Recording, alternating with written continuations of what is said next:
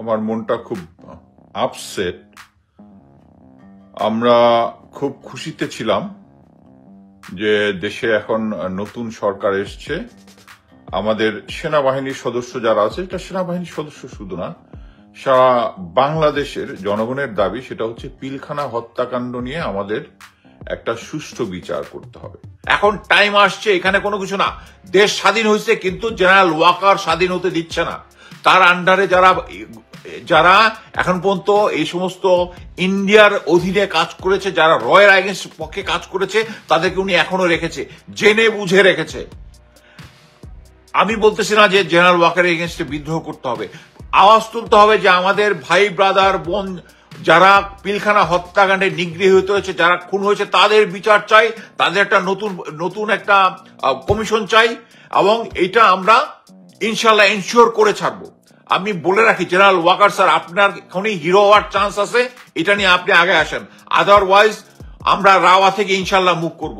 রাওয়ার সামনে নির্বাচন আছে, কোন পক্ষ এখনই যদি এর মাঠে না নামে এটার জন্য, এই পিলখানা হত্যাকাণ্ডের কমিশন করার জন্য, আমরা ইনশাল্লাহ যাব না।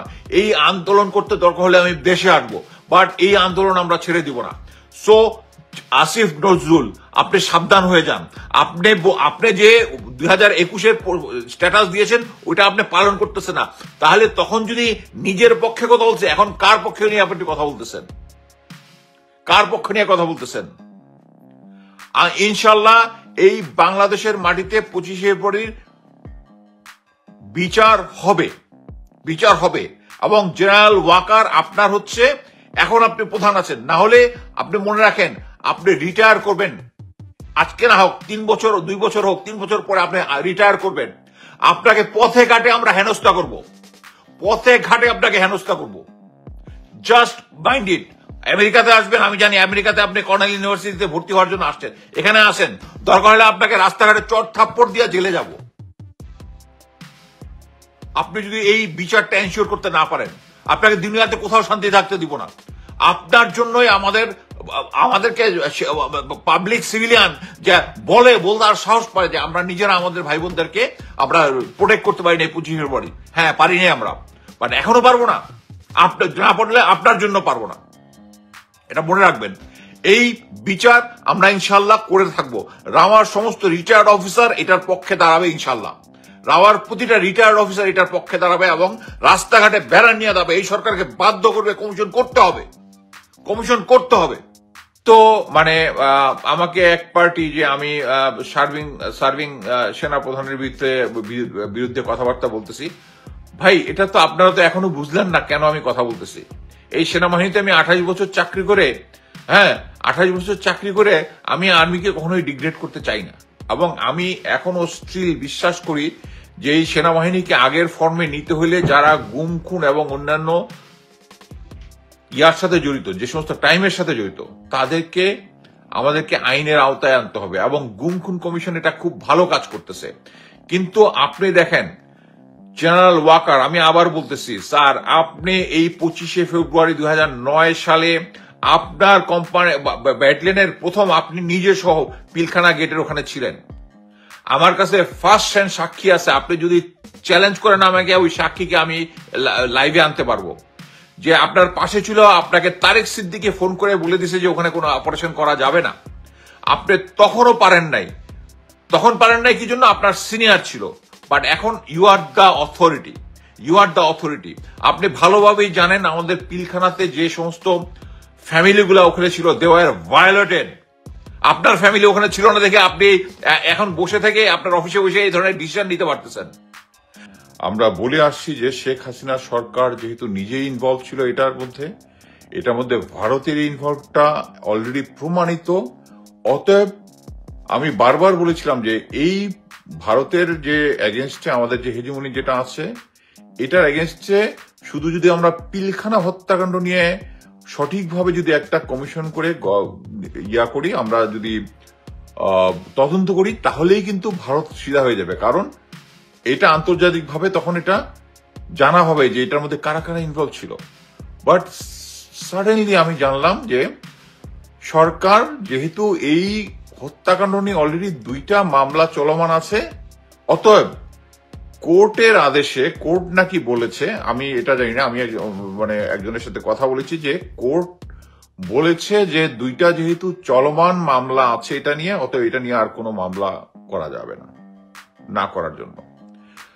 বাট আমার কথা হচ্ছে, তাহলে আমরা আমার যদি মনে পড়ে যে এই সরকার গঠন করার পর অ্যাটলিস্ট 2 থেকে 3 বার স্বরাষ্ট্র মন্ত্রণালয় থেকে এবং আসিফ নজরুল বলেছে যে আমরা এই বিডিআর পিলখানা হত্যাকাণ্ড নিয়ে একটা কমিশন গঠন করব। তাহলে আজকে কেন এটা হচ্ছে? কেন আদালত এসে বলল যে 2টা মামলা যেহেতু আছে, তাহলে এটা প্রথম দিনই কেন আসিফ নজরুল ব্যাখ্যা দিতে পারলেন? উনি তো আইনমন্ত্রী, আইন উপদেষ্টা, দিতে পারলেন না যে এইটার কারণে দেওয়া যাবে না। এর মানে একটাই যে আউটসাইড প্রেশার কি? Indian pressure.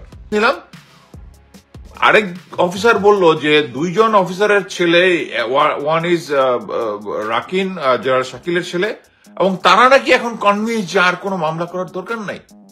তার মানে আপনারা বুঝতে পারতেছেন যে এই ছেলেগুলাকে কি পরিমাণ প্রেশার দেওয়া হয়েছে এবং এই ফ্যামিলিগুলাকে কিভাবে প্রেশার দেওয়া হয়েছে। তারা এখন মনে করতেছে যে আর কোনো মামলার করার দরকার নাই। এইটা আমি পোস্ট দেওয়ার পরে একজন আমাকে আমার ইয়ার মধ্যে একটা জনাব আসিফ নজরুলের 2021 সালের একটা স্ট্যাটাস দিল যে এই দিনই বাংলাদেশের মানে পিলখানা হত্যাকাণ্ডের সূচনা হয়েছিল, যারা যারা আছে তাদের প্রতি ট্রিবিউট জানাইলেন উনি। তারপরে বললে যেদিন বাংলাদেশের সময়, এটার ইয়াতে দিয়ে দিব, সেটা হচ্ছে যেদিন বাংলাদেশ সেরকম সুযোগ হবে এটার আবার পুনরায় বিচার হবে। তো 2021 সালে আপনি যে কথাটা বলেছিলেন এটা তো এখন আর বিশ্বাস করেন না আপনি, তাই না? কারণ এখন তো আপনিই তো মেইন ম্যান। আমি কালকে উনি রয়ের এজেন্ট কিনা, ভারতের এজেন্ট কিনা বা কারো, এবং আমি তাকে বলছিলাম তুই এভিডেন্স গুলো নিয়ে এখন আমার ওই আর্মি ফ্রেন্ডকে, সে বলছে এটা আমি বলতেছি আরো 2 মাস আগের কাহিনী, বলতেছে দোস্ত এখনো সময় আসে নাই। সো নাও আমি এখন বিশ্বাস করি যে অ্যাকচুয়ালি এখন পর্যন্ত সময় আসে নাই। কি জন্য? কারণ জেনারেল ওয়াকার এখন পর্যন্ত গুম, খুন এবং এগুলোর সাথে যারা যারা জড়িত, ইভেন পিলখানার সাথে যারা যারা জড়িত, আমি যে সমস্ত অফিসাররা ওখানে ছিল, brigadier general Imrul Kayes, major general Mamun Khaled, colonel Salem, বাকিরা আমি আর কারো নামে যেগুলো আছে আমি এগুলো অ্যাকচুয়ালি আমার যে পিলখানা হত্যাকাণ্ড 1, 2, 3, 4 যেগুলো সেগুলোর মধ্যে লিপিবদ্ধ আছে। আমি এইটুকু বলতে পারি, জেনারেল ওয়াকার, আপনি যদি এই কমিশন একটা নতুন করে গুম খুনের ব্যাপারে না করতে পারেন, আপনার সেনাবাহিনী আপনার বিরুদ্ধে দাঁড়াবে। আপনার ফেলো অফিসারের ফ্যামিলি ভায়োলেট হওয়া আপনার কাছে যদি ইম্পর্টেন্ট না হয়, অ্যাবসলিউটলি ক্লিয়ার, এখানে কোনো রাগঢাকের কোনো কিছু নাই।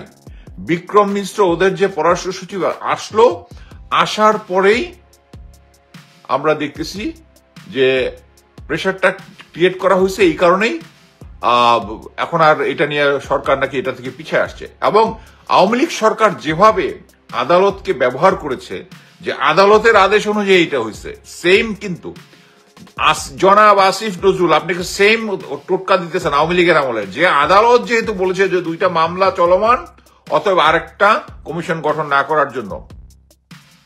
বুলশিট। সবচেয়ে আমি অবাক হয়েছি যে এই যে পিলখানা হত্যাকাণ্ড নিয়ে যে এটা নিয়ে যে আলোচনা এবং এটা নিয়ে যে কাজ করতে হবে, আমরা যারা রিটায়ার্ড অফিসার আছি, যারা ভিকটিম ফ্যামিলি আছে, স্পেশালি জেনারেল শাকিলের ছেলে রাকিন, এরা প্রত্যেকেই খুব তৎপর ছিল। সবচেয়ে অবাক কাণ্ড, এই ঘটনার এই ঘোষণা দেওয়ার আগের দিন আমি একজন অফিসারের সাথে কথা বলতেছিলাম যে একটু দেখো তো ওদেরকে পুশ দিতে বলো যে এটা এখনো একটা কমিশন কেন গঠন করা হলো, এখন পর্যন্ত 2 থেকে 3 বার হচ্ছে।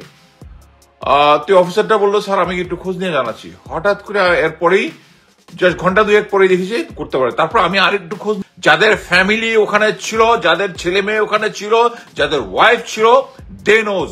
আপনাকে তাদের ওই জিনিসটা ফিল করতে হয়, আপনি এটা ফিল করতেছেন না। আপনি যদি এটা ফিল না করেন, এই 25শে ফেব্রুয়ারির এই যে একটা কমিশন গঠন করে নতুন ভাবে যে তদন্ত হবে, এর কারণটা কি? কারণ একটাই, আমরা সবাই জানি স্বরাষ্ট্র উপদেষ্টা আছে জেনারেল জাহাঙ্গীর, উনি ছিলেন হচ্ছে এখানকার মাস্টার মাইন্ড, উনি ছিলেন মাস্টার মাইন্ড বলতে আমি বোঝাচ্ছি হচ্ছে উনি ছিলেন এই তদন্তের প্রধান। উনি শেষ পর্যন্ত শেখ হাসিনা যেভাবে বলেছেন ওভাবে করেছেন, সেভাবে করেছেন, এভাবে করেছেন।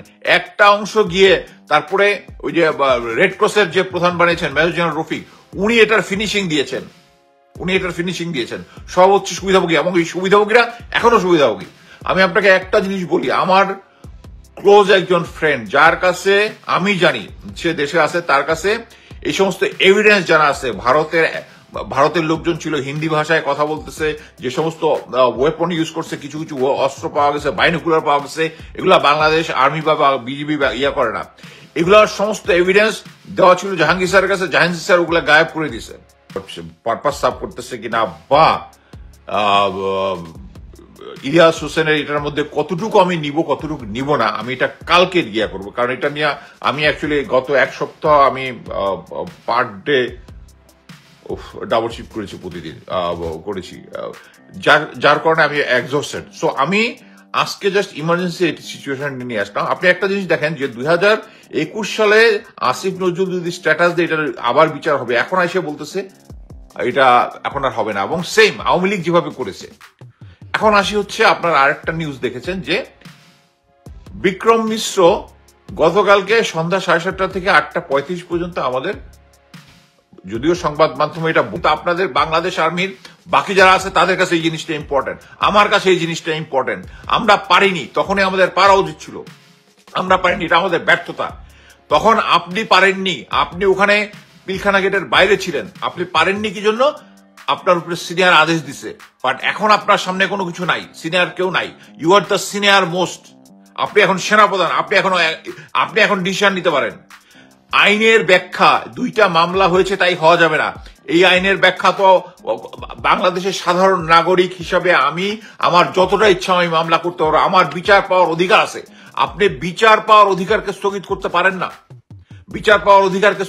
পারেন না, ধন্যবাদ।